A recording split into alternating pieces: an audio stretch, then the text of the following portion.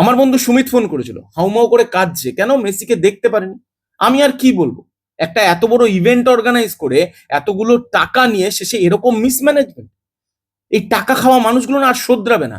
But শুধু সেটা বলতে না, আমাকে অনেকবার বলেছে সুমিত, ভাই চল ভাই চল, মেসি আসছে, once in life time opportunity. আমি কাটিনি টিকিট। আমি মেসির ফ্যান, আমি তার খেলার ফ্যান। সে হাত নাড়াবে, স্ট্যাচু উদ্বোধন করবে, এসবের ফ্যান না আমি। সো আমি যাইনি। বাট সেটাও কথা না, এত এত মানুষ এত এত টাকা দিয়ে এসেছে, ভালো ব্যাপার।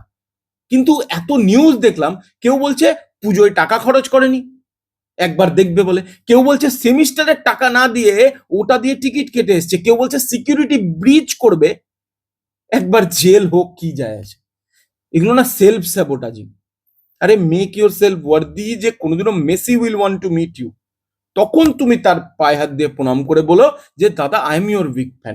Not just Messi, all stars, we hype their existence. এত টাকা ডিমান্ড করে আসে, শুধু মুখ দেখিয়ে চলে যাবে, তারও একটা কর্তব্য থেকে যায় ফ্যান্সদের জন্য। বাট না, এমন দেখে দেখে এরাও অভ্যস্ত, যাই করে নি ফ্যানরা তো আসবেই, টাকা দেবেই। This is not my thing. আমার কথাগুলো খুব খারাপ মনে হতে পারে, যদি খারাপ লাগে তাহলে কমেন্টে জানাও। আর শোনো, খারাপ যদি লাগেও, তাও মনে রাখবে যে নিজেকে ওয়ার্দি বানাও, যাতে সবাই তোমাকে মিট করতে চায়। নমস্কার।